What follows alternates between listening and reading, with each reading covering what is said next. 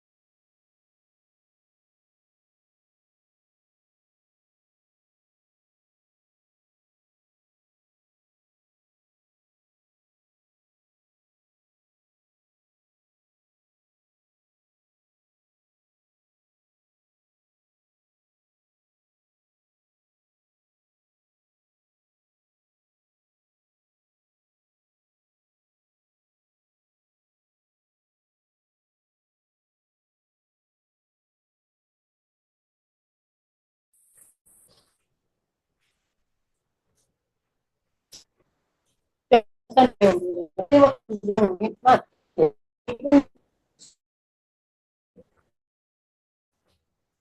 tapi kan bukan nah udah rapi nanti gitu.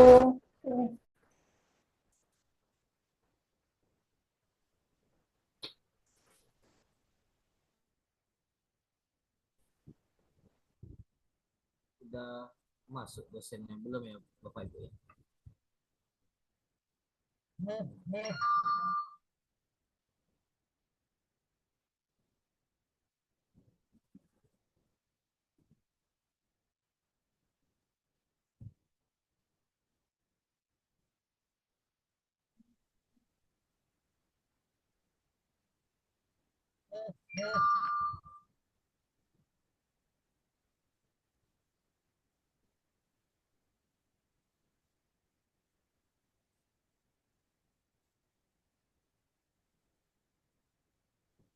Siapa yang jadi bacakan makalah Pak Taufik, Bapak Ibu?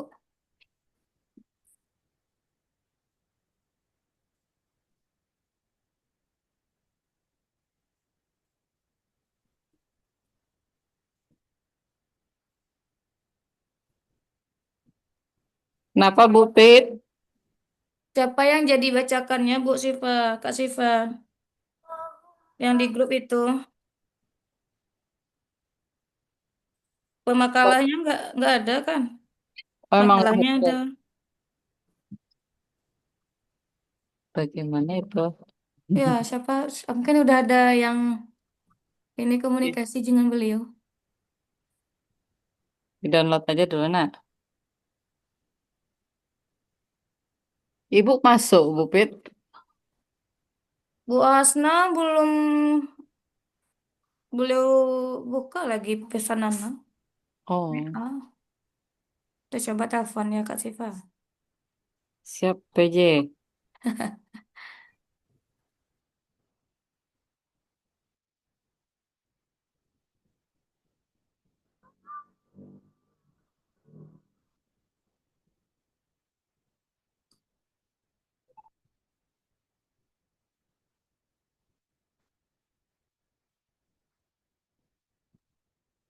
Ibu, Kak Siva, Ibu ini agak Apa tuh? terlambat karena baru siap sholat.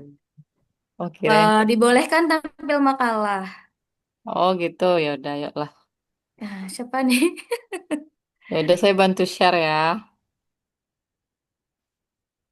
Makalah berikutnya, Kenapa Pak Taufiknya nggak masuk, Bu Pit? kalau dibaca di grup, Grup yang mana, Bu Pit?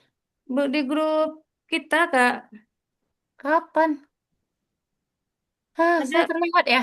di grup kita apa di grup Akidah Ada, Akhlak ada, belum ha, di boleh? grup kita aja. Bapaknya Iya bilang, kan? Nggak bisa, kondisinya dia masih Heeh. membantu. Iya. Makalah berikutnya siapa ya Kak? Ana di mana daftar itu ya? Eh,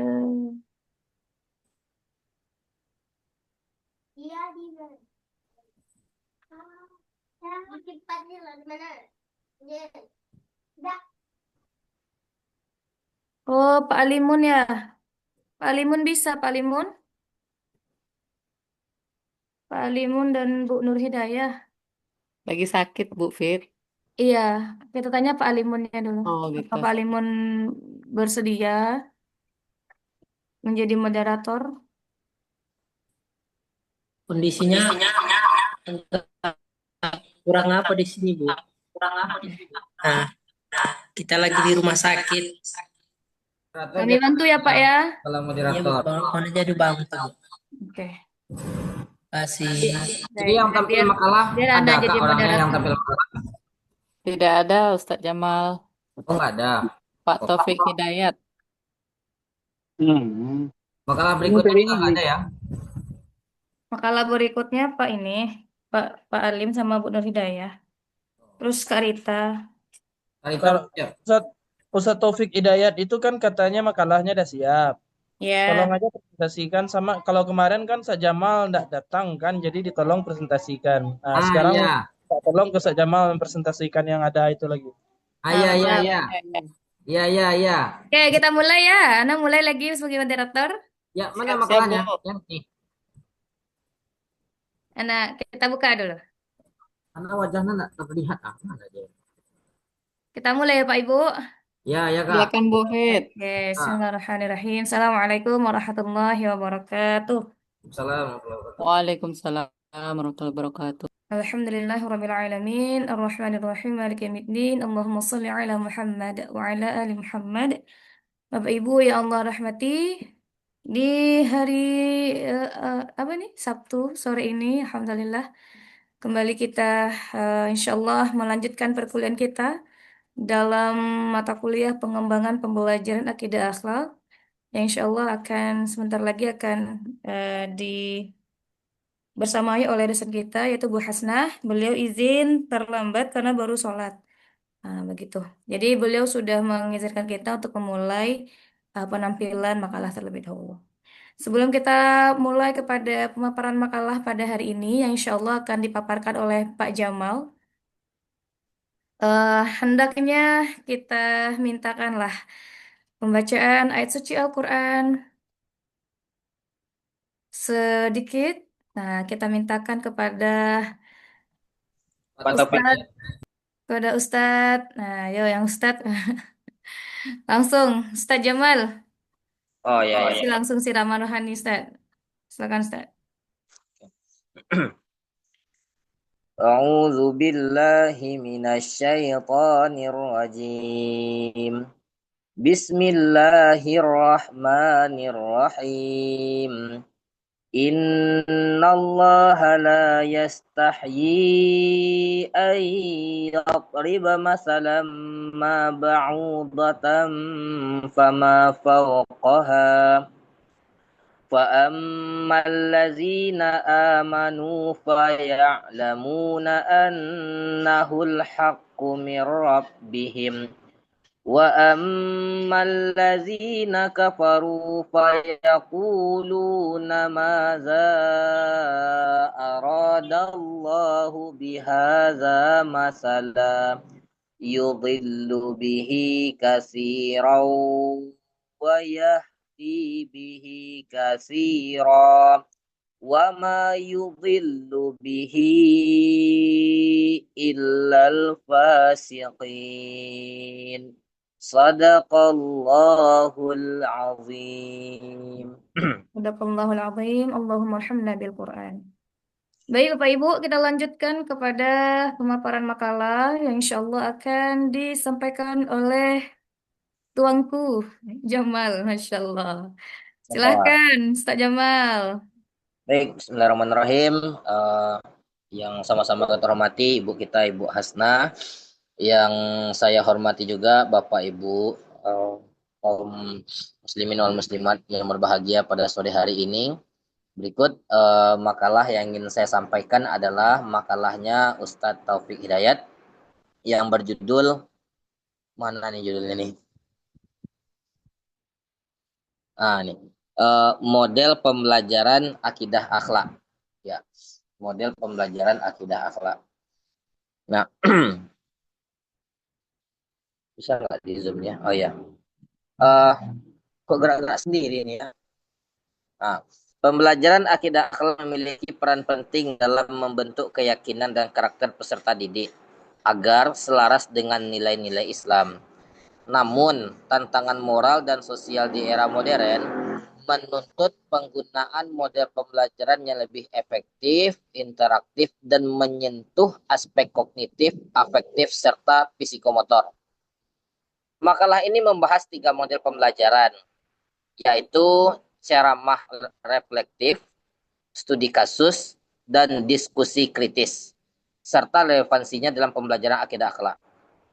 Ceramah reflektif fokus pada penguatan kesadaran spiritual dan nilai melalui proses introspeksi.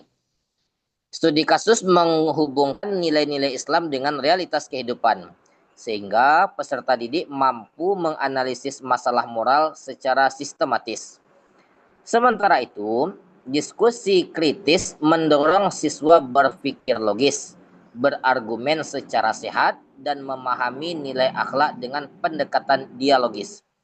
Ketiga model ini bila diintegrasikan akan menghasilkan proses pembelajaran yang lebih bermakna, seimbang antara teori dan praktek, serta efektif dalam membentuk karakter mulia. Dengan demikian, model ceramah reflektif, studi kasus, dan diskusi kritis sangat relevan untuk diterapkan dalam pembelajaran akidah akhlak di sekolah maupun madrasah. Oh, ini makalah bukan PowerPoint ya, Kak ya? Panjang nih. Nah, oke. Coba langsung pendahuluan, Kak. Udah ya? Pendahuluannya udah tadi ya? Maaf, ini Bapak Muhammad Taufiknya kemana? Jamal? Oh, itulah Bu. Beliau apa? Misi kemanusiaan, Bu. Ke? Dia relawan, Bu. Oh, iya, iya. Mm-mm. Nggak ada minta izin ya? Ada minta izin. Ke ibu nggak ada dia minta izin. Oh, iya, iya, iya. Nanti tolong disampaikan ya Jamal ya. Ya, Bu. Baik, Bu. Siap, Bu. Tolong Ya lanjut. aja di grup kayaknya. Baik, Bu. Eh, Hmm. rumusan masalah lagi, Kak. Kak Fitri. Rumusan masalah. Pengertian dan konsep dasar ceramah reflektif, bagaimana penerapan studi kasus dan pembelajaran akidah akhlak, apa yang dimaksud studi diskusi kritis dan bagaimana langkah-langkahnya, bagaimana integrasi ketiga model ini dalam pembelajaran akidah akhlak, apa kelebihan dan kekurangan masing-masing model, dan bagaimana dampak ketiganya terhadap pembentukan karakter.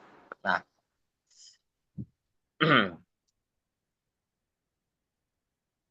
pembahasan ceramah reflektif. Ceramah reflektif adalah metode ceramah yang dipadukan dengan proses perenungan mendalam. Fokusnya bukan sekadar menyampaikan pengetahuan tentang akidah dan akhlak, tetapi menyentuh aspek batin peserta didik melalui pengalaman personal, introspeksi diri, dan kesadaran nilai. Ceramah reflektif sering digunakan dalam pendidikan karakter dan dakwah, serta efektif membangkitkan motivasi internal. Landasan teoritis. Secara psikologis, ceramah efektif sesuai dengan teori pembelajaran humanistik yang menekankan perkembangan diri, aktualisasi potensi, dan kesadaran moral. Dalam Islam, metode ini mirip dengan cara Rasulullah yang sering mengajukan pertanyaan-pertanyaan menyentuh hati sebelum menyampaikan arahan. Tujuan ceramah reflektif. Pertama, menguatkan kesadaran spiritual peserta didik, membantu siswa menyadari perbedaan antara nilai benar dan salah, membangun komitmen untuk memperbaiki perilaku, menyentuh aspek efektif emosi dan hati nurani, dan menghubungkan akidah akhlak dengan kehidupan nyata. Karakter dari ceramah reflektif itu, yang pertama, ada cerita atau inspiratif. Yang kedua, terdapat pertanyaan pemantik untuk mendorong introspeksi. Yang ketiga, ceramahnya tidak panjang, fokus pada makna. Yang keempat, mengarah pada perubahan perilaku. Yang kelima, terakhir, menggunakan bahasa yang lembut dan menyenangkan. Nah, contoh penerapan dalam pembelajaran. Materi amanah. Nah, guru menyampaikan kisah sahabat Rasulullah yang sangat menjaga amanah. Kemudian bertanya, sejauh mana kamu sudah amanah dalam hal sederhana seperti menjaga waktu dan tugas sekolah? Siswa kemudian diminta mencatat refleksi pribadi. Nah, ini kelebihan dan kekurangan ceramah reflektif. Kelebihannya menyentuh hati, bukan hanya pikiran. Efektif membangun motivasi internal dan mudah diterapkan, cocok untuk materi akhlak dan iman. Kekurangannya bergantung pada kemampuan guru menyampaikan ceramah dengan baik.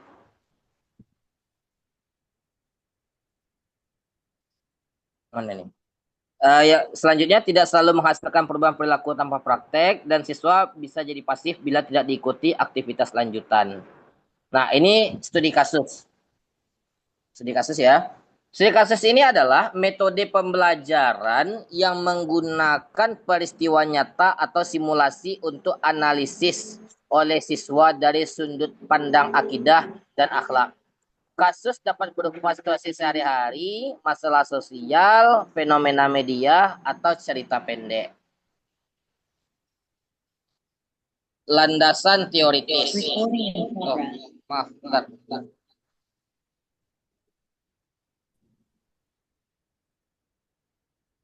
Baik. Bentar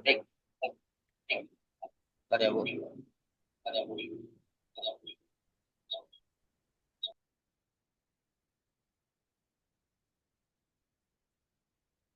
Landasan teoritis. Landasan teoritis, tulisannya. Ini dia.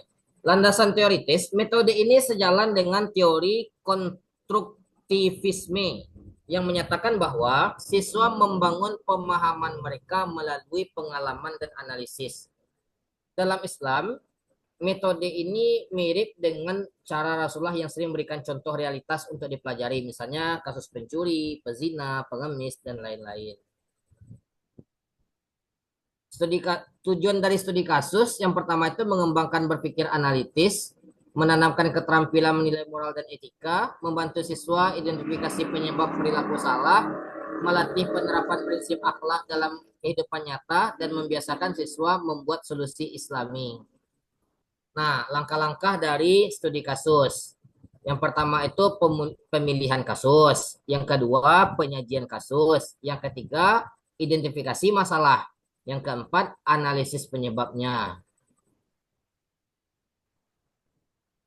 Masih ada lagi. Yang kelima, pencarian dalil. Yang keenam, solusi islami. Yang ketujuh, refleksi. Apa pelajaran yang mereka dapat. Nah, ini contohnya ya. Silakan lanjut. Nah, apakah kelebihan, tunggu.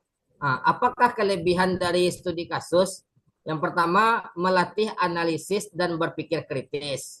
Yang kedua, menghubungkan nilai Islam dengan dunia nyata. Yang ketiga, menumbuhkan kepekaan sosial. Yang keempat, mengembangkan kemampuan problem solving. Nah, kekurangan dari studi kasus adalah memerlukan waktu lebih panjang. Guru harus memilih kasus yang tepat dan siswa pasif jika tidak terbiasa berdiskusi. Nah, ini yang ketiga ya, diskusi kritis. Diskusi kritis adalah metode pembelajaran berbasis tanya jawab dan pertukaran pendapat yang mendorong siswa berpikir mendalam, memberikan alasan logis, dan merespon pendapat teman dengan adab yang baik. Landasan teoritisnya, metode ini berkaitan dengan teori critical thinking dan learning by dialogue. Dalam Islam, diskusi adalah bagian dari tradisi keilmuan para ulama ketika mendiskusikan pendapat fikih, akhlak, maupun akidah. Tujuan dari diskusi kritis. Yang pertama itu mengembangkan kemampuan berargumen, mendorong siswa berpikir logis dan ilmiah, menanamkan adab berdialog, menumbuhkan sikap terbuka dan menghargai pendapat, dan menguatkan penalaran nilai akhlak. Nah, ciri-ciri diskusi kritis itu, yang pertama, berbasis masalah atau pertanyaan mendalam. Yang kedua, ada argumentasi dan klarifikasi. Yang ketiga, guru hanya sebagai moderator. Yang keempat, fokus pada dalil, logika, dan etika. Langkah-langkahnya seperti apa? Yang pertama itu, guru memberikan pertanyaan pemantik. Yang kedua, siswa berdiskusi. Yang ketiga, siswa menyampaikan argumen. Yang keempat, saling menanggapi secara santun. Dan yang kelimanya, menarik kesimpulan bersama.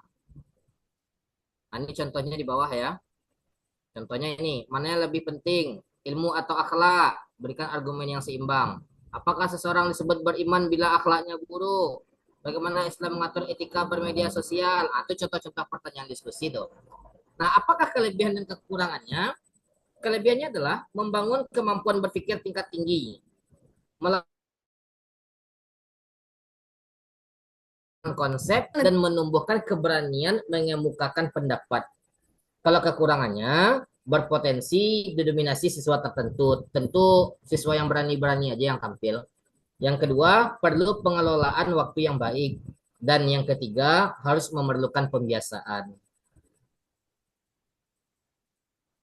Nah, ini konsep integrasi.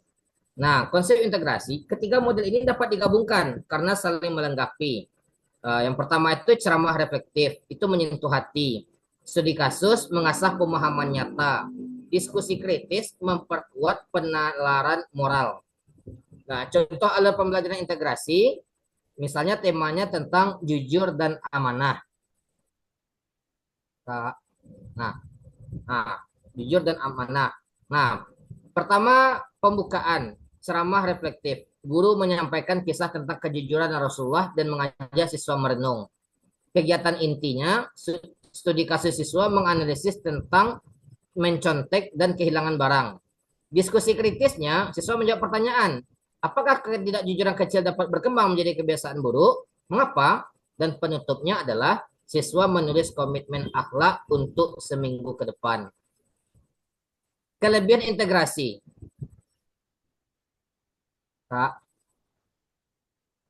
Nah, kelebihan integrasi. Nah, kelebihan integrasi belajar menjadi lebih hidup, tidak monoton, melibatkan aspek kognitif, afektif, dan psikomotor, mendorong pembentukan karakter secara mendalam, dan meningkatkan kemampuan kritis sekaligus sensitivitas moral. Nah, ini kesimpulan ya, Bapak Ibu.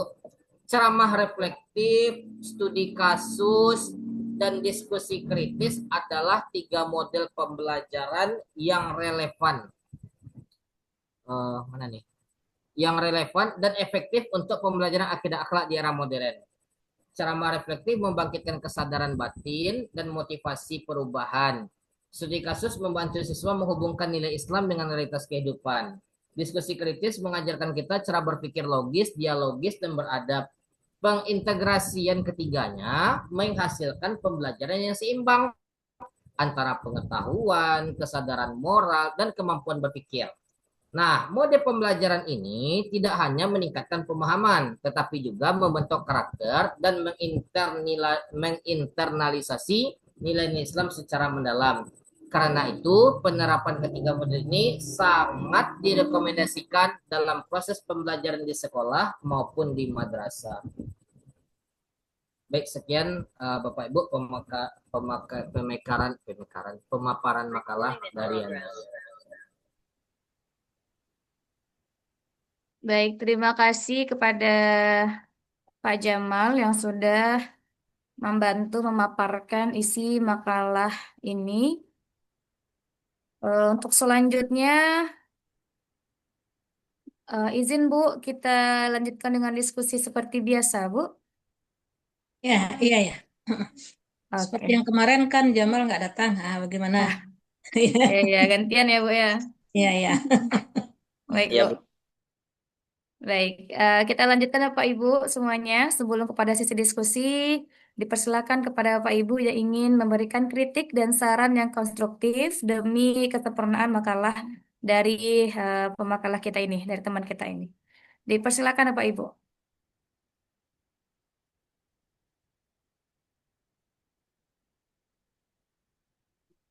Ada Pak Ibu? Izin moderator. Ya, silakan Bu Sifa. Kalau dari isi makalah kandungannya mungkin saya nggak mengkritiknya. Ini dari segi penulisannya itu entah kan PDF atau gimana kurang rapi. Kalau udah kita kurang rapi, terus loncat-loncat kayak gitu. Mungkin ininya aja sih.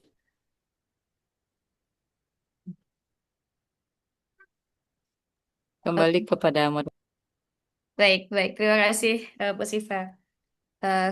Kritikannya adalah lebih kepada kepenulisan ya Bu ya. Penulisan isi makalah. Baik.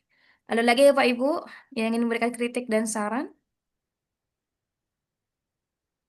Baik, jika tidak ada, kita akan lanjutkan kepada sesi berikutnya, yaitu sesi diskusi tanya jawab. Untuk di awal, kita buka dulu tiga penanya. kemudian akan dijawab oleh pemakalah, baru nanti jika waktu memungkinkan kita buka lagi sesi kedua. Kepada Pak Ibu yang ingin menanyakan terkait isi makalah ini, dipersilahkan untuk raise hand.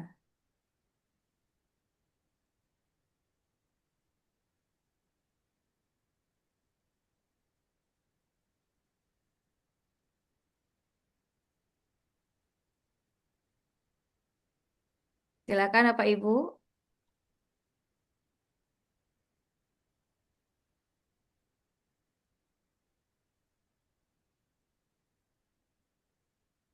Bu Siva mau bertanya mungkin?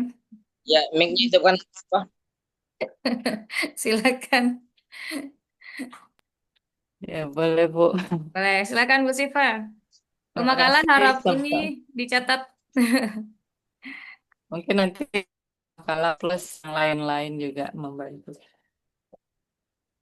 Boleh, Uni. Eh, izin, iya. Terima kasih kesempatannya moderator yang ingin saya tanyakan kepada yang membantu pemakalah. Ini kan tentang model pembelajaran. Kalau yang pernah kita pelajari kan banyak ya. Apa memang hanya model itu yang kita gunakan? Model ceramah, terus model studi kasus, sama model apa satu lagi tuh? Lomba aja, Pak. Jangan, Nak. Udah Sama diskusi kritis. Kalau yang lain model kan banyak itu dari segi apanya sih sosial, kooperatif, apa yang kemarin itu ya. Apalagi sekarang kita pakai kurikulumnya tuh deep learning. Apa tidak boleh pakai model yang lain, model pembelajaran yang lain. Begitu moderator, silakan. Terima kasih. Baik, terima kasih kembali kepada Bu Siva yang sudah memberikan pertanyaan.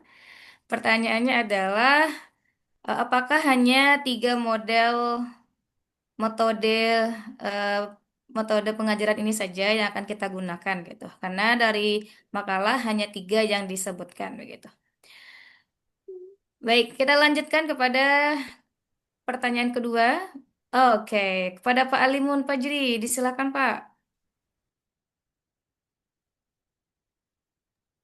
Baik, terima kasih moderator. Assalamualaikum warahmatullahi wabarakatuh. Waalaikumsalam Mohon warahmatullahi. izin. Sebelumnya saya minta maaf ini atas nama Nur Hidayah nggak bisa ya termasuk saya lah nggak bisa maksimal untuk kuliah ini Bu karena kita berada di rawat inap rumah sakit. Oh, siapa yang sakit, Pak Alimun? Nah, si Nur Hidayah Bu, Nur Hidayah Oh, ya, ya, semoga cepat sembuh ya. eh, Pak, iya, iya, iya. sakit lambungnya kambuh lagi Bu. Iya, iya, iya. Iya, makanya Pak Alimun ingat-ingat Sudah dulu. 3 hari inilah Bu. Iya, iya. Luar Sudah biasa tiga nih hari Pak ini Alimun jadi ikut merawat ya. ya itulah Bu. Luar biasa. Apresiasi buat Pak Alimun ya. Nah, ya semoga cepat sembuh Bu Nur Ya Bu, Hidayah. mohon maaf. Ya, nggak apa, nggak apa. Sampai salam buat Bu Nur Hidayah ya Pak Alimun. Iya Bu, nanti disampaikan. Ya, semoga cepat. Ini kebetulan dari ruangan di Ya, kan maaf kami tidak bisa di melihat nih. sebelah. Ya nggak apa-apa Bu, jauh jauh Iya, iya, begini. iya, Doanya udah lebih Bu, doanya. iya, iya. Ya, baik Bapak Ibu, dalam makalah ini saya ingin merespon ya, agar diskusi kita tidak sia-sia hari ini atau tidak ada bahan begitu kan. Dalam makalah tadi dijelaskan ada 3 model dan 3 model ini adalah model yang dicap efektif. Sementara kita tahu setiap model itu ada kekurangannya.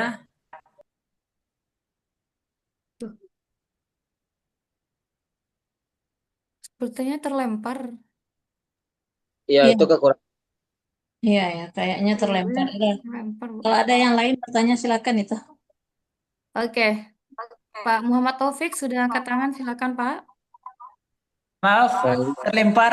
Lanjut, lanjut ya. Masih bisa lanjut, moderator? Boleh Pak, kami Oh utamakan Pak. iya. Silakan Pak. Pak, Nah, Pak jadi Limun, itu. Sementara setiap model itu ada plus minusnya. Kira-kira menurut kita semua apa ini indikator pemakalah menyebutkan bahwasanya inilah model yang efektif? Apa sih tolak ukur dia kira-kira ya kita tebak-tebak ini hari ini nih. Barangkali itu sedikit yang jadi pembicaraan bagi kita. Kok bisanya disebut inilah model yang efektif gitu ya kan. Tiga pula lagi ya, sementara model lain masih banyak. Oke, terima kasih Baik, baik. moderator Baik Pak atas Limun. jawaban yang diberikan oleh teman-teman. Nanti saya ucapkan juga terima kasih. Dan saya juga mohon maaf kepada teman-teman tidak bisa maksimal sebagaimana biasanya karena kondisi lagi ya gitulah sedang diuji. Baik, saya kembalikan ke moderator. Assalamualaikum. Waalaikumsalam warahmatullahi wabarakatuh. Baik, terima kasih Pak Limun. Pertanyaan yang sejalan dengan pertanyaan Bu Sifa tadi sebenarnya. Nah, kalau Pak Limun ini lebih kepada kita akan mengungkap apa maksud dari pemakalah membuat tiga model ini menjadi model efektif dalam pengajaran. Baik, kita simpan dulu. Kita lanjutkan kepada Pak Muhammad Taufik yang sudah angkat tangan tadi. Masih ada Pak Muhammad Taufik? baik. Terima Baik, kasih silakan Pak. moderator. Saya ingin berdiskusi sebenarnya. Eh, dari model pembelajaran kan banyak juga yang diterangkan pemakalah tadi tiga kan.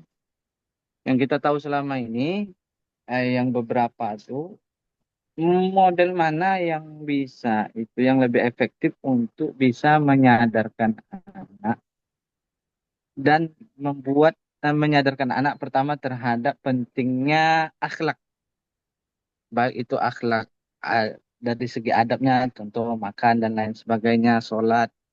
Yang kedua adalah pembiasaannya, gitu. Nah, kesadaran dan pembiasaannya tuh model pembelajaran apa yang efektif yang harus kita lakukan anak-anak kita. Sekian. Terima kasih moderator. Assalamualaikum warahmatullahi wabarakatuh. Waalaikumsalam warahmatullahi wabarakatuh. Terima kasih kembali kepada Pak Muhammad Taufik yang sudah memberikan pertanyaan. Baik, kita simpulkan ada tiga pertanyaan, Pak Ibu. Yang pertama dari Bu Sifa, yang kedua dari Pak Alimun, dan yang ketiga dari Pak Muhammad Taufik, yang mana masih dalam ruang lingkup tentang eh, model pembelajaran yang dipaparkan oleh pemakar dalam makalah. Insya Allah, karena pemakalahnya tidak ada, kita kita bantu sama-sama, Pak Ibu. Nah, kita dahulukan dulu kepada Ustaz Jamal untuk menjawabnya. Pada Ustaz Jamal, silahkan dijawab mana yang sudah bisa dijawab. Nanti kita akan berikan kesempatan kepada teman-teman yang lain untuk menambahkan. Silakan, Pak Jamal. baik. Terima kasih Kak telah memberikan saya ujian pada sore hari ini. Eh, baik, saya akan menjawab tadi pertanyaan yang pertama dari Kak Siva tadi ya. Dari siapa tadi? Ya, pertanyaannya tadi itu nggak ada model lain apa tadi? Pertanyaan dari Bu Sifa itu adalah eh, gimana dengan model-model yang lain? Sementara sekarang kan kita pakai kurikulum deep learning. Kenapa tiga model ini saja yang dipaparkan begitu kurang lebih? Iya, iya, iya, iya. Nah, yang saya tangkap tadi itu kan yang dipakai sama pemakalah kan ketiga model ini. Sebenarnya ada juga model-model yang lain yang bisa kita terapkan. Kalau sekarang kan kita hidup di era digital ya kan, bisa jadi dengan metode apa namanya tuh kalau kalau digital itu metode visualisasi atau mungkin metode-metode eh, apa namanya tuh ya, yang berbasis digital gitulah, seperti bikin video-video dakwah atau menampilkan visualisasi tentang akhlak-akhlaknya Rasulullah di masa para sahabat dulu gitu. Itu bisa jadi sebagai pembentukan karakter akhlak terhadap peserta didik gitu. Itu yang saya tahu. Lalu kemudian bisa juga dengan ada namanya model pembelajaran uswah gitu kan, uswatun hasanah, yang guru ini memang betul-betul menjadi contoh. Kalau di pesantren itu kan karena kita membahas akidah akhlak juga ya, di pesantren itu kan ada contoh di sana gitu. Kalau di pesantren itu karena kita sekolah berasrama, jadi setiap harinya kita melihat sikap guru itu seperti apa dan bisa kita jadikan tauladan gitu. Karena dari model ini bisa menjadi apa juga, perubahan sikap juga bagi peserta didik nih. Nah, ini model suatu hasanah sih menurut saya. Lalu kemudian ada model model visual yang saya jelaskan tadi, seperti menerapkan pembelajaran berbasis digital. Lalu kemudian ada seperti model-model menemukan akhlak-akhlak itu di dalam Al-Quran dan hadis gitu. Nah, kalau ini memang peserta didiknya yang udah paham tentang Al-Quran ya, Bapak Ibu ya. Misalnya seperti ini, seperti anak-anak SMA misalnya, mereka tuh kan udah pintar baca Al-Quran tuh. Jadi bisa juga kita terapkan tentang mencari ayat-ayat akhlak. Kalau di kampus kan tafsir maudhu'i akhlaki namanya tuh, mencari ayat-ayat seputar akhlak atau hadis-hadis seputar akhlak. Nah, nanti ke dalil-dalil yang dua ini bisa diterapkan di dalam sekolah mereka. Jadi seperti apa namanya tuh ya, nama modelnya kayak inquiry lah gitu kan, mencari tema-tema yang berhubungan dengan akhlak di dalam Al-Quran dan hadis. Seperti itu. Nah, jadi yang saya tahu ada tiga, ada metode ketauladanan. Memang guru ini menjadi simbol atau ikonnya sekolah, menjadi contoh. Kan kita kan sering tuh mengalami, atau waktu-waktu kita sekolah-sekolah dulu, guru yang itu tuh baik ya, beda dengan guru yang ini. Itu sering, walaupun itu sebagai fitrahnya setiap setiap angkatan seperti itu. Ada contoh yang dilihat setiap hari gitu. Nah, berarti ini modelnya model uswatun hasanah. Dan yang kedua tadi ada modelnya visual, dan yang ketiga seperti modelnya inquiry. Peserta didik mencari ayat-ayat tentang akhlak di dalam Al-Quran dan hadis untuk diterapkan di dalam kehidupan sehari-hari. Itu sih yang saya tahu tentang model lain dari ketiga model yang ada di dalam makalah ini gitu.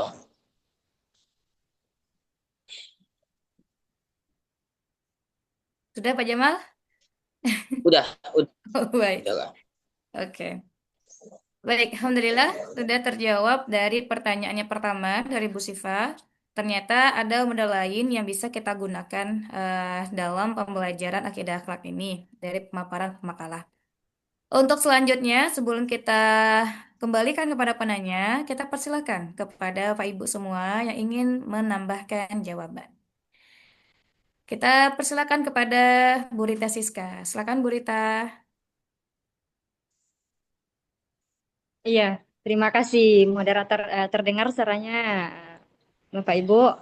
Terdengar, Dengar. terdengar Bu. Iya, berkomentar sedikit saja mengenai yang disampaikan oleh Kak Syifa gitu kan. Deep learning itu Kak, itu bukan kurikulum. Kalau kurikulum itu memang kurikulum merdeka, cuman deep learning ini adalah pendekatan yang dilakukan dalam pembelajaran dalam rangka mencapai tujuan. Nah, begitu ya Kak. Jadi model-modelnya pun nanti kalau di dalam modelnya itu diterapkan deep learning ini yang tiga itu. Mindful, meaningful, joyful itu yang diterapkan. Jadi deep learning itu bukan kurikulum tetapi pendekatan dalam pembelajaran dalam rangka mencapai tujuan pembelajaran yang kita ajarkan pada hari itu. Misalnya materinya apa? Materi akidah akhlak misalnya materinya itu perilaku terpuji misalnya diterapkan dalam pembelajaran itu pembelajaran yang menyenangkan itu bermakna kemudian berkesadaran. Kalau kurikulumnya tetap kurikulum merdeka. Kemudian untuk jawaban si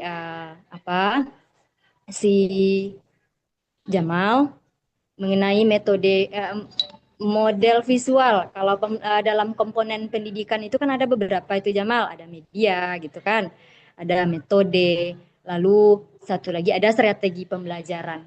Kalau ya model visual itu lebih ke media gitu, media pembelajaran apa yang digunakan. Kalau seandainya menggunakan media digital berarti itu media masuk dalam media pembelajaran. Jadi ada kamar-kamar masing-masingnya begitu.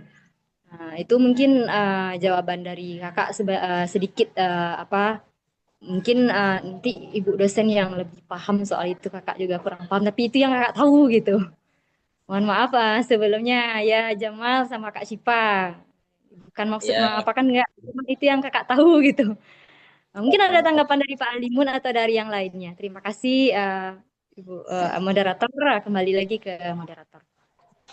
ya Kak. Nggak apa-apa Baik. kok. Baik, terima kasih Bu Rita atas penambahannya. Ada lagi ya Pak Ibu yang ingin menambahkan terkait pertanyaan yang pertama? Oke, sepertinya belum ada. Kita lanjutkan kepada penanya, kepada Bu Sifa. Mungkin ada tanggapan dan lain sebagainya. Disilahkan Bu. Oke, terima kasih moderator atas kesempatannya. Iya, sebenarnya maksudnya kurikulum merdeka yang apa pendekatannya Pendekatannya deep gimana? learning gitu ya. Ya, salah sebut. Eh, Betul. dari penjelasannya Ustaz Jamal itu kayaknya lebih ke ini ya, ke kurikulum KBC kalau nggak salah. Memang ada di sana tuh modelnya tuh model Uswatun. Uswatun apa sih yang tadi itu ya? Ah, kalau di KBC itu juga ada beberapa, cuman tidak ada yang dipaparkan yang di makalah gitu. Kalau di makalah kan materinya ceramah ini itu. Kalau yang di KBC itu sesuatunya ya benar uswah sama apa tuh ya? CTL kalau nggak salah konteks apa gitu. Konteks. Ya.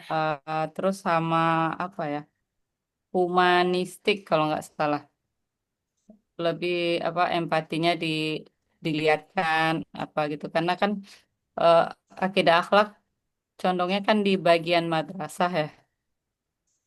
Itu sih tanggapannya. Terima kasih Bu Rita dan Pak Jamal. Kembali ke moderator. Baik, baik Bu Sifa. Sudah terjawab pertanyaan yang pertama. Kita beralih kepada pertanyaan kedua dari Pak Alimun atau pertanyaan ketiga dari Pak Muhammad Taufik. Disilahkan, Pak Jamal. Tadi pertanyaannya dari Pak Alimun ya, kenapa model ceramah reflektif, studi kasus, dan diskusi lebih efektif dalam pengajaran akidah akhlak? Seperti itu ya.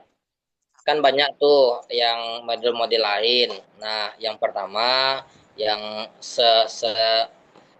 yang tahu saya gitu kan, yang pertama itu kan ceramah reflektif tadi. Ceramah reflektif ini kan fokusnya pada menguatkan keyakinan dan kesadaran batin karena memang kalau ceramah ini kan identik dengan tazkiyah ya, identik dengan tazkiyah, mensucikan diri gitu. Jadi memang kalau serta didik itu kan hal yang pertama membuat ilmu itu masuk ke dada mereka, otomatis mereka harus mengkosongkan gelasnya terlebih dahulu dan membersihkannya. Nah, di ceramah itulah masuknya. Lalu kemudian studi kasus menjembatani. Studi kasus ini kan sifatnya kan menjembatani nilai akidah dengan realitas kehidupan. Misalnya kita memberikan dalam berceramah itu memberikan beberapa contoh tentang pengalaman-pengalaman orang-orang yang ketika menghadapi sebuah kemaksiatan, ilmu dan akhlak tidak masuk ke dalam diri mereka. Seperti ya kisahnya apalah Imam apa namanya kisahnya para ulama-ulama terdahulu yang semulanya mereka itu jahat gitu kan lalu kemudian mendapatkan hidayah atau kemudian orang-orang yang kisah-kisah orang-orang yang ketika bermaksiat lalu kemudian hafalan Al-Qur'annya hilang atau terlupa gitu kan. Nah, kisah-kisah studi kasus seperti ini seiring dengan pembahasan yang di awal tadi memberikan tazkiyah atau nutrisi batin kepada peserta didik. Nah, baru yang ketiga kita tumbuhkan diskusi kritis dalam diri mereka. Ketika nanti hati mereka telah bersih, dada mereka sudah mendapatkan ilmu, baru kita ajak mereka diskusi. Dengan mengajak mereka diskusi secara kritis, maka tumbuhlah pemahaman yang kuat di dalam diri mereka. Jadi ketiga model ini rupanya sejalan untuk pengembangan karakter, akidah, akhlak di dalam diri peserta didik gitu. Nah, jadi yang ketiga-tiganya ini bersinergi dia. Kalau ceramah efektif dia lebih kepada kognitif dan afektifnya, studi kasus lebih kepada psikomotornya, dan diskusi kritis itu lebih kepada sosialnya antara dia dengan teman-temannya gitu. Menurut analisanya seperti itu sih gitu. Terima kasih Bu.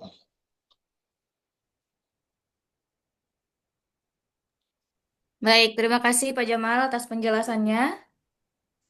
Eh, Sebelum dikembalikan kepada Pak Alimun apakah masih bergabung? Ya, sedikit boleh menambahkan juga, Bu. Boleh Bu. Boleh, Bu. Masih Pipit, masih Ya, gabung. mungkin bukan menambahkan, meluruskan. Silakan Tadi Bu. tadi sempat Pak Alimun menyampaikan seperti ini. Apa kira-kira pandangan pemakalah, kenapa 3 model ini yang dibuatkan dalam makalah? Benar begitu, Pak? Tadi atau salah? Salah nanti ini. Lebih kurangnya begitu, Bu. Oke. Di antara banyaknya model-model yang lain begitu ya.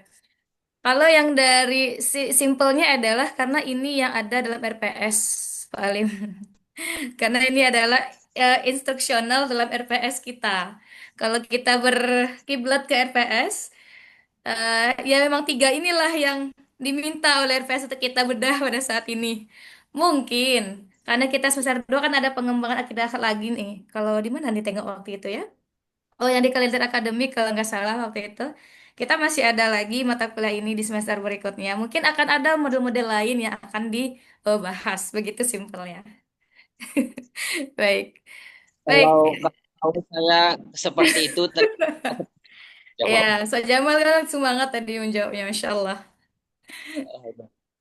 Baik, kita lanjutkan. Eh, apakah ada Pak Ibu yang ingin menambahkan lagi terkait pertanyaan dari Pak Alimun? Berkomentar boleh Bu Pit? Boleh, silahkan, Bu Rita. Ini kenapa 3 model ini gitu kan? Ini sepertinya ini yang cocok untuk perkuliahan kita untuk mahasiswa seperti kita kan, S2 ini kan. Nah, diskusi, ceramah, diskusi interaktif itu kan. Tapi kalau untuk model-model yang MS memang banyak gitu, seperti yang disampaikan oleh Ustadz Jamal tadi. Tapi kalau untuk perkuliahan seperti ini, sepertinya memang cocok seperti ini karena kita mencari lebih pengembangan lagi kan. Nah, gitu. Baik, Nah, baik. itu aja. Baik, terima kasih Bu Rita. Baik, kita cukupkan untuk penambahan Pak Ibu. Kita kembalikan kepada penanya. Silakan Pak Alimun untuk tanggapannya.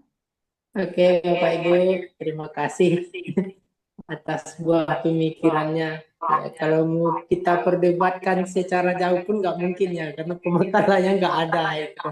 Takutnya nanti Pak Jamal mandi keringat pula dia kan. Beliau sudah berusaha membantu, tapi nanti takutnya Malah yang nanti minta terbebani saya, gitu Pak. kan, jadi hilang pula ikhlas beliau nanti. Kita tunggu aja nanti tambahan dari Ibu dosen. Baik, terima kasih moderator. Baik, terima kasih kembali Pak Alim.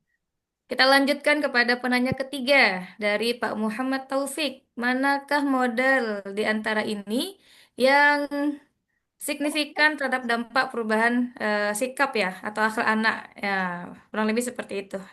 Diserahkan kepada Pak Jamal. Silakan Pak Jamal untuk menjawab pertanyaan ketiga. Untuk saat ini iya terakhir. Oh, jadi gini, penerapan apa yang pas diberikan dalam berakidah dan berakhlak kan seperti itu. Kalau saya apa ya, yang setahu saya kita lebih kepada pendekatan terpadu sih. Kalau pendekatan terpadu itu setahu saya ya, yang pertama itu kita memberikan keteladanan. Dan untuk menjadi tauladan ini, itu susahnya di kita gitu. Kalau anak kan tinggal melihat saja, susahnya di kita. Kita memberikan contoh tauladan ini yang susahnya kan pada diri kita. Kalau anak kan tinggal meniru saja gitu kan. Lalu kemudian keteladanan itu menjadi pembiasaan. Jadi keteladanan kita itu bukan keteladanan sehari, bukan keteladanan ketika kita tampil di dalam masjid saja gitu, tetapi di dalam aspek lingkungan kita menjadi tauladan. Ini yang sulit sebenarnya. Tiangnya sebenarnya di yang pertama ini. Lalu kemudian keteladanan itu kan memberi contoh, lalu kemudian pembiasaan. Pembiasaan ini nanti akan menjadi karakter. Dia akan kenal gurunya ini, sosok karakternya memang betul-betul baik dan elok laku lah istilahnya. Di sanalah nanti tumbuh refleksi atau kesadaran dari seorang murid. Nah, dia sadar ada yang dia contoh, ada yang dia tiru, ada yang bisa dia jadikan panutan. Nah, lalu kemudian setelah kesadarannya tumbuh, baru nanti kita berbagi pengalaman kepada dia. Nah, pengalaman ini bisa jadi dengan kisah-kisah inspiratif kita, kenapa kita bisa menjadi orang-orang yang terdidik, kenapa kita bisa jadi contoh bagi masyarakat gitu. Nah, hal ini tidak bisa terjadi secara spontan gitu. Karena hanya sekedar dengan menghardik dan sikap tegas saja tanpa memberikan keteladanan yang terkarakternya. Keteladanan itu keteladanan yang telah menjadi karakter, tidak bisa. Jadi ini metodenya yang saya tahu, tetapi metodenya ini tergantung dari diri kita masing-masing. Siap nggak nanti kita jadi teladan yang berkarakter gitu, bukan teladan sehari gitu. Setahu saya seperti itu sih. Sebab saya melihat di pesantren kan guru-guru saya tuh memang sejak kecil karakternya ada seperti itu. Jadi orang meniru gitu, meniru dan bercerita kenapa beliau seperti itu sampai sekarang gitu. Istiqomah keteladanan lah istilahnya kalau kami di pondok gitu. Nah itu yang sulit gitu. Kalau itu tuh sudah ada di lingkungan, nanti lama-lama anak-anak pun akan meniru, murid-murid pun akan meniru gitu. Yang saya tahu seperti itu dari pengalaman saya gitu. Barangkali dari Bapak Ibu ada juga yang menambahkan cara mana yang meningkatkan kesadaran anak-anak gitu. Baik, terima kasih Pak Jamal. Silakan Bapak Ibu yang ingin menambahkan atas pertanyaan yang ketiga ini.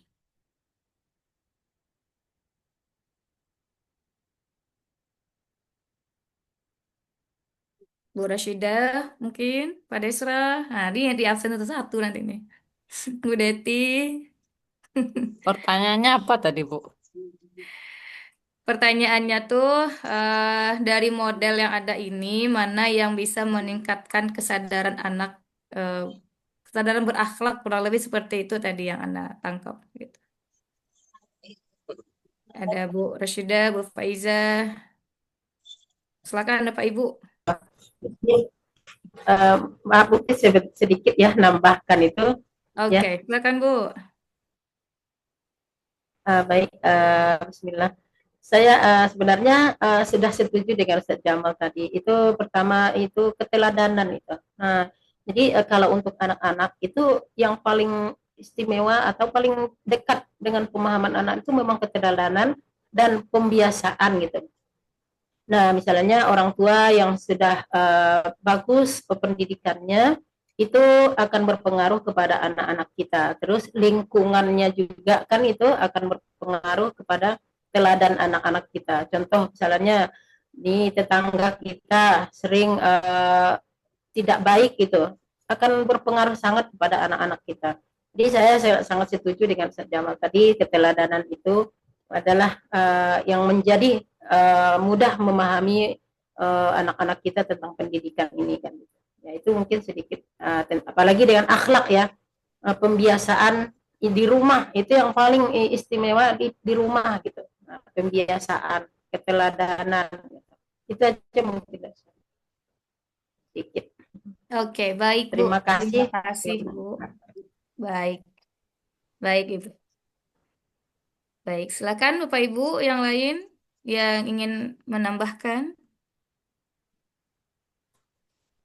Jika belum ada, kita kembalikan dulu kepada penanya, kepada Bapak Muhammad Taufik.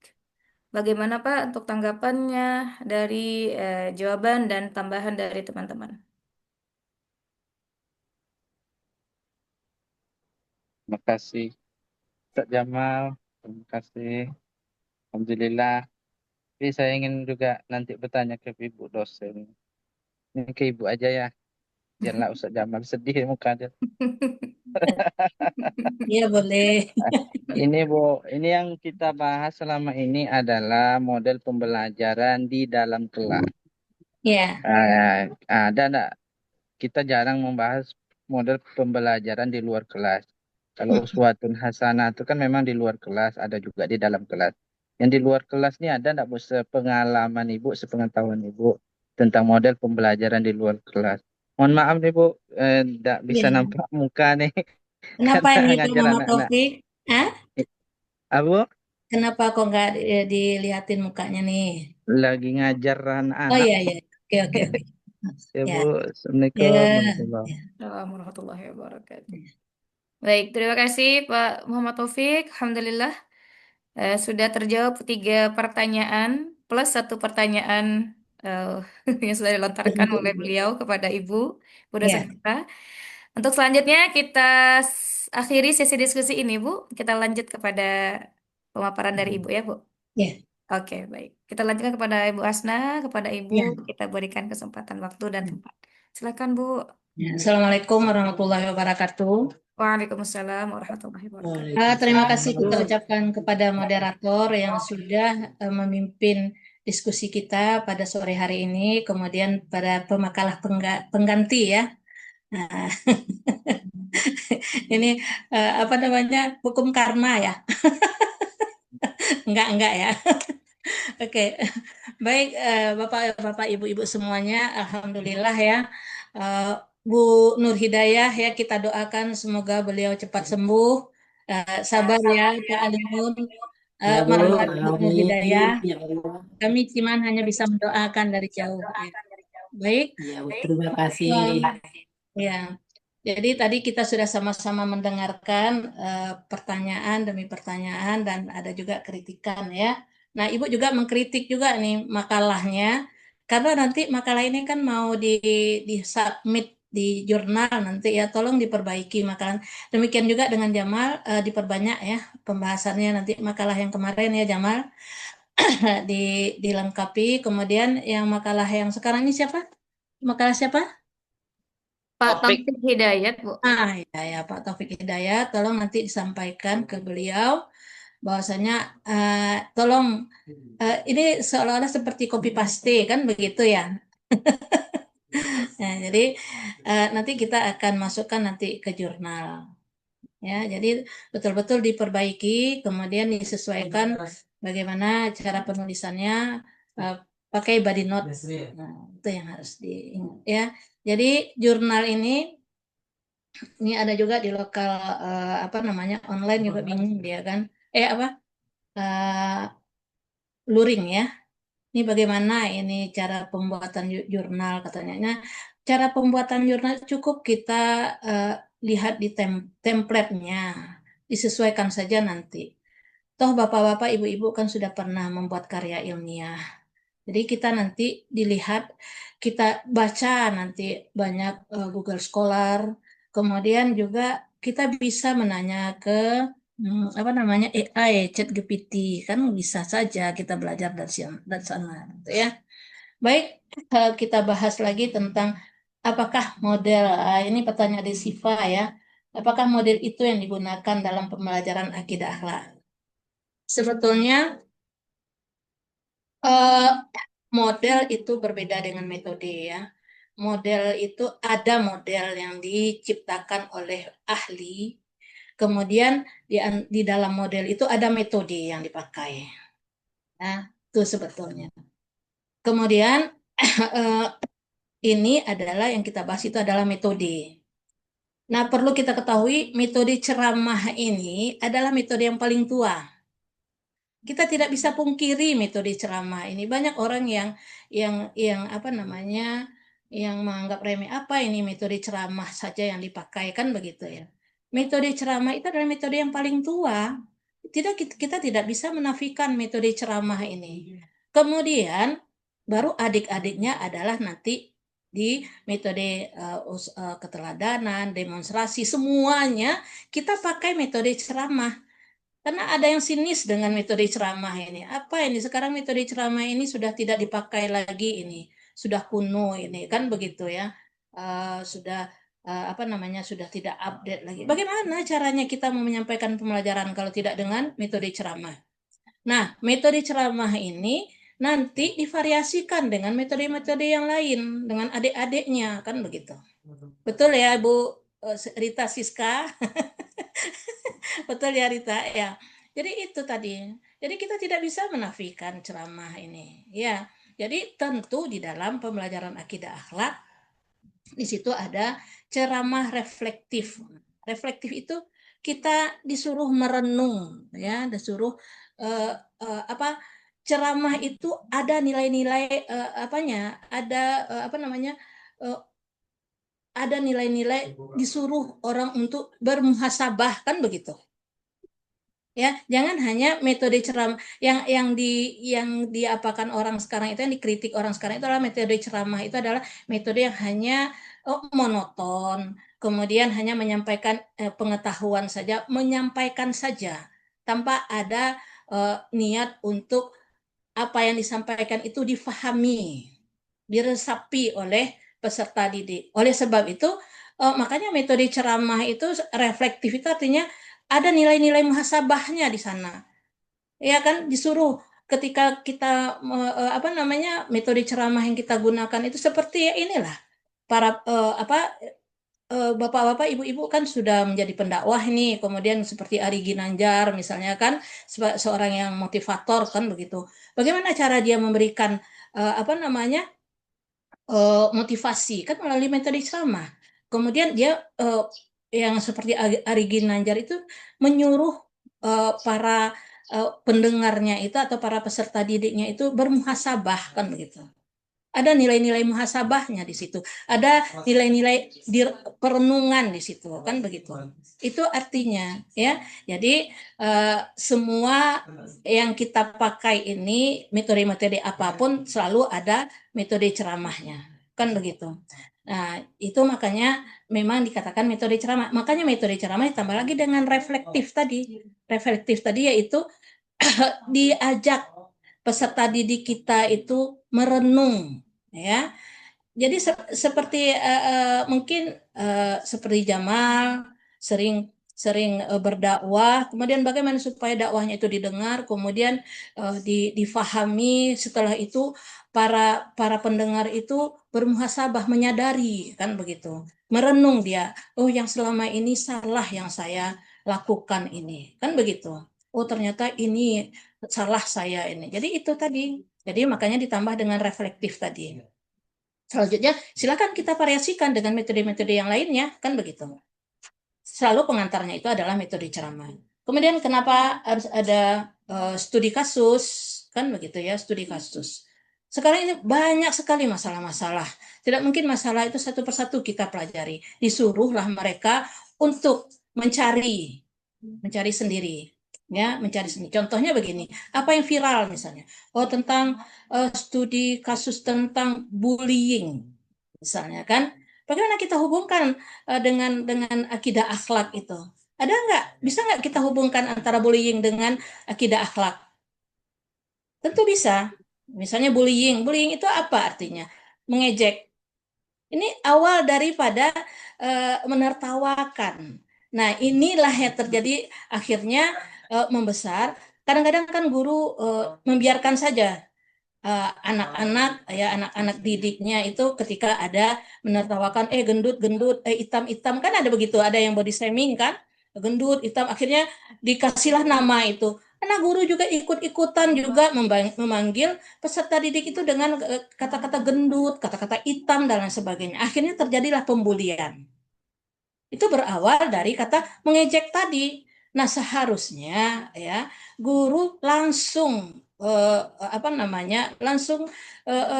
menyetop, kan begitu. Tidak boleh mengatakan demikian. Nah, kita sampaikanlah yang menjadikan manusia itu siapa? Yang membuat itu adalah ciptaan Allah. Ya kan? Itu adalah ciptaan Allah.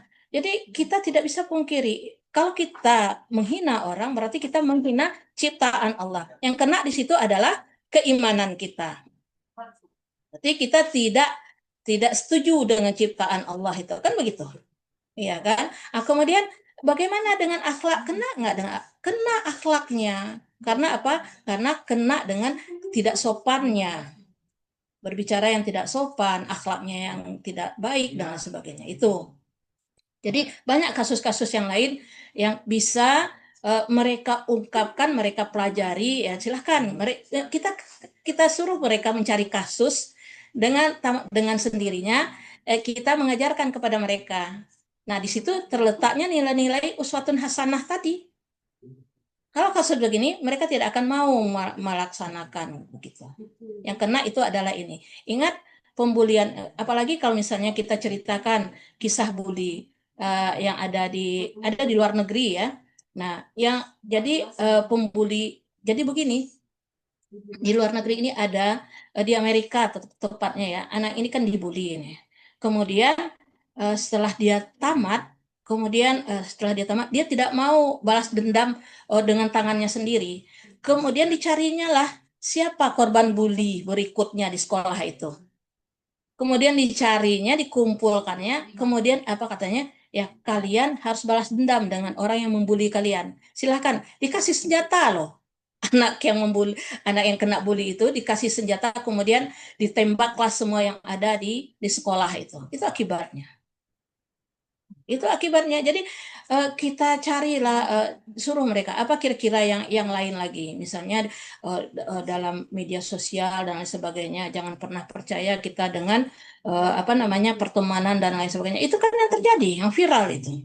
Banyak kejadian-kejadian yang demikian. Apalagi kejadian-kejadian yang autentik yang terjadi di mereka sendiri kan begitu. Tuh ya. Jadi itu studi kasus. Kemudian apalagi diskusi apa namanya? Diskusi apa? Diskusi kritis ya, diskusi kritis. Nah, diskusi kritis ini kita mengajarkan anak-anak itu untuk tabayun, ya kan begitu. Tidak menerima begitu saja ajaran-ajaran begitu ya. Tidak menerima begitu. Kan banyak ini. Kan guru bagi peserta didik sekarang ini ya banyak itu saingan guru di luar sana banyak. Mereka banyak berguru. Apakah itu media sosial, tontonan-tontonan, masyarakat yang ada di sekitarnya, dan sebagainya. Nah, ketika mereka mendapatkan pemahaman tentang apa yang diajarkan oleh guru-guru yang lain yang di luar sana itu, mereka harus bertabayun dulu. Itu diskusi kritik itu. Itu ada nilai-nilai di sana. Jadi, ini benar nggak nih? Nah, disuruhlah nanti mereka mencari siapa yang pantas untuk ditanya, untuk bertabayun di sana itu. Jadi diskusi kritis itu adalah upaya kita menanamkan nilai-nilai tabayun dulu terhadap informasi-informasi yang mereka dapatkan sekarang itu. Gitu. Ya. Nah, ya itu. Ada yang berpendapat, silakan. Nah, itu kira-kira ya. Kemudian pertanyaan dari Pak Muhammad Taufik ya. Apa tadi pertanyaan Pak Muhammad Taufik tadi, Fit? Apakah ada metode ya? Apa? Iya, Bu. Yang bisa meningkatkan apa tadi tuh kesadaran berakhlak gitu, Bu. Iya, jadi gini, kita ini guru ya, profesi kita itu adalah 24 jam. Terus kita sadari itu. Tidak pernah kita berhenti. Bahkan Ibu sering mengatakan kepada mungkin Rita juga, Fitri juga pernah mendengar ya. Bahkan mimpi juga kita pernah, bahkan di mimpi juga kita menjadi guru. Kan begitu, luar biasa pekerjaan guru itu. Ya kan, pekerjaan guru. Jadi dimanapun kita berada, kita tetap menjadi guru mereka. Bahkan meskipun kita tidak mengajar mereka, misalnya begini, kita tidak pernah mengajar, tapi kita mengajar di sekolah itu. Tetap dia adalah murid kita. Begitu. Jadi hampir 24 jam itu kita menjadi guru. Ya. Mungkin tidur saja kita yang tidak menjadi guru, tidak sama dengan profesi-profesi yang lainnya. Contohnya kalau profesi dokter misalnya. Dokter itu dia tutup sampai jam berapa? Prakteknya tutup sampai jam 9. Setelah itu datang pun orang yang sekarat lah misalnya begitu ya. Boleh saja mereka dokter itu menolak, maaf saya sudah tutup prakteknya. Kalau kita tidak bisa.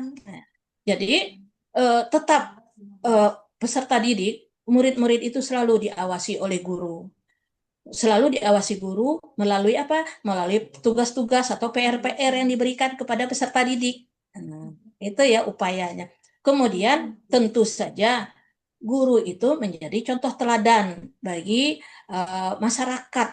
Nah, ingat ya, kita guru ini bagi masyarakat itu adalah orang yang maksum anggapan mereka, orang yang benar terus kan begitu. Makanya profesi guru ini cepat tercelanya ketika kita salah sedikit. Ya. Jadi profesi guru ini adalah profesi yang rentan dengan sangat rentan sekali. Nah, jadi berat sebetulnya apa namanya tugas kita ini berat dari profesi-profesi yang lainnya. Kalau dokter misalnya salah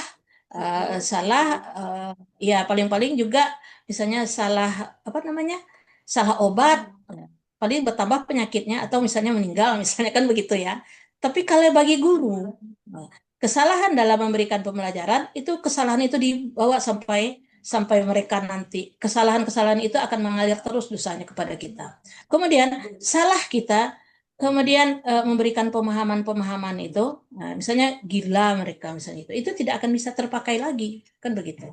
Salah pemahaman-pemahaman. Bisa saja apa namanya stres dia dengan apa yang kita sampaikan, tidak sesuai dengan pemikiran mereka kita paksakan, kan ada yang demikian.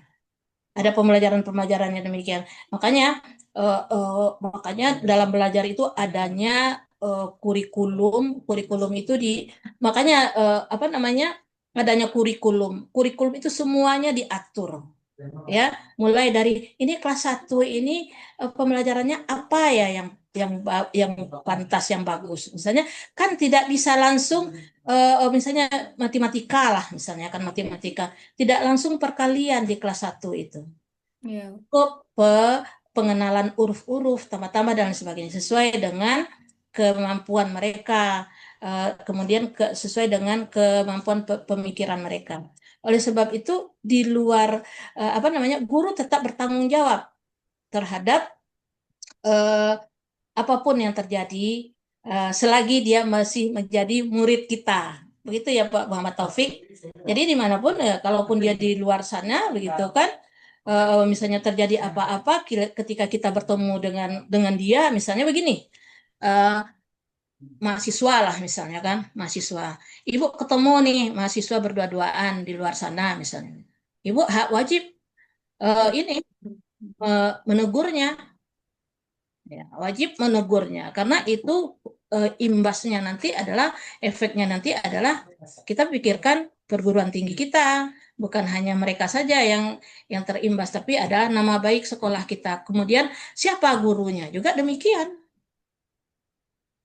gurunya juga jadi dimanapun makanya menjadi guru itu memang harus super baik ekstra baik ya ekstra ramah ekstra sabar itu tadi karena kita guru akan selalu dinilai oleh masyarakat kemudian kita ketika masyarakat menilai oh ini gurunya guru siapa nih ya misalnya kan begitu ya kalau jelek guru itu contohnya ibu misalnya ya ibu itu jelek di mata masyarakat orang tidak akan mau nanti ke Staipik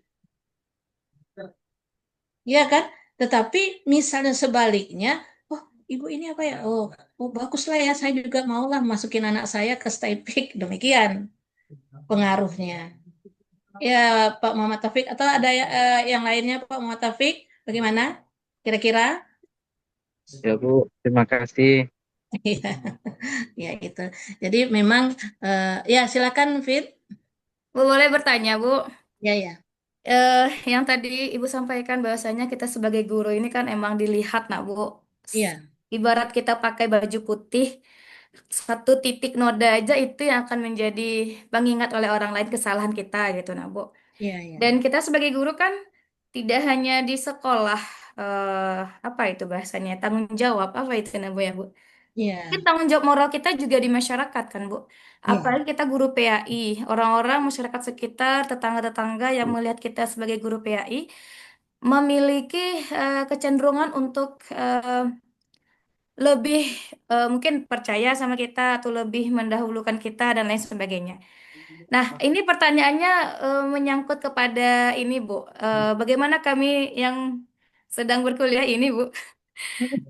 Maksudnya gini, Bu, memungkinkan tidak, Bu, dalam penelitian kita nanti, kita tidak hanya meneliti tentang sekolah saja, Bu, tapi Iya, bagaimana peran guru PAI mungkin, Bu, dalam masyarakat, dalam masyarakat atau yang seperti itu, Bu, dalam lingkungan boleh, boleh. itu boleh, Ya, Bu.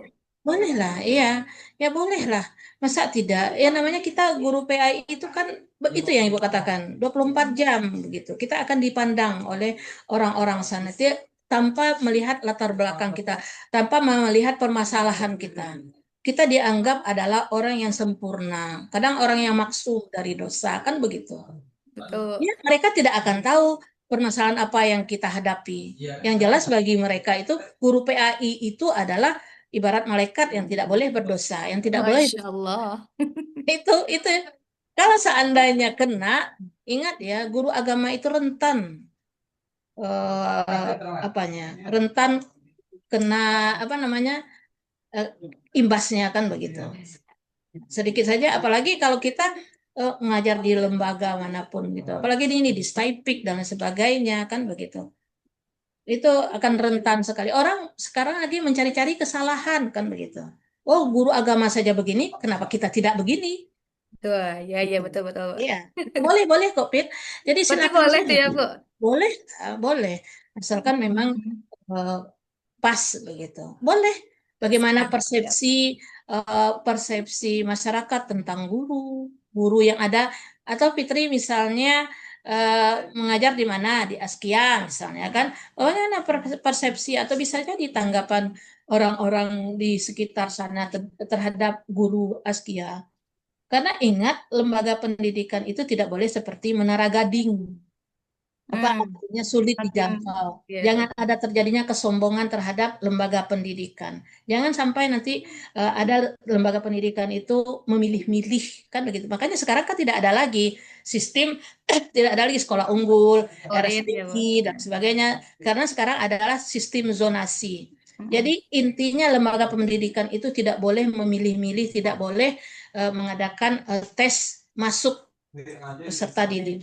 Itu siapapun saja boleh diterima, meskipun dia punya kebutuhan khusus, kecuali kalau dia idiot.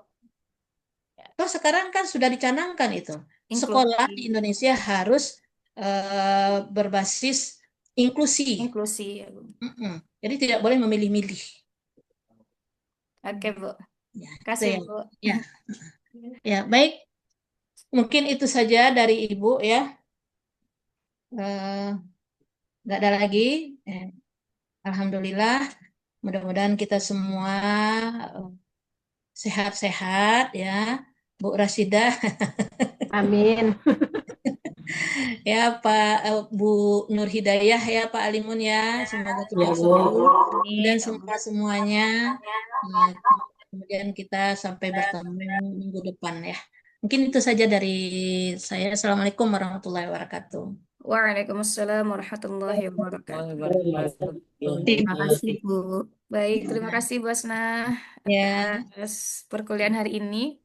Mungkin sedikit lagi, Bu, izin, Bu. Kami masih meragukan Ibu untuk submit jurnal itu, Bu. Berarti tidak harus di jurnal STIPIK, Bu. Boleh jurnal bebas. Boleh jurnal yang lain.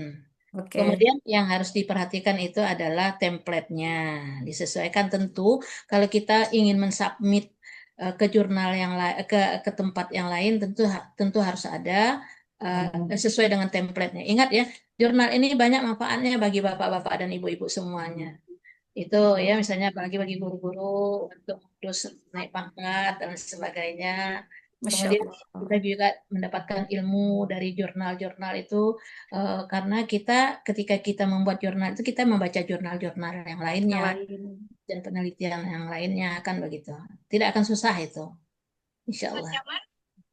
Baik, Bu. Baik, Bu. Mungkin itu ya. Terima kasih ya, Bu. Iya. Assalamualaikum warahmatullahi wabarakatuh.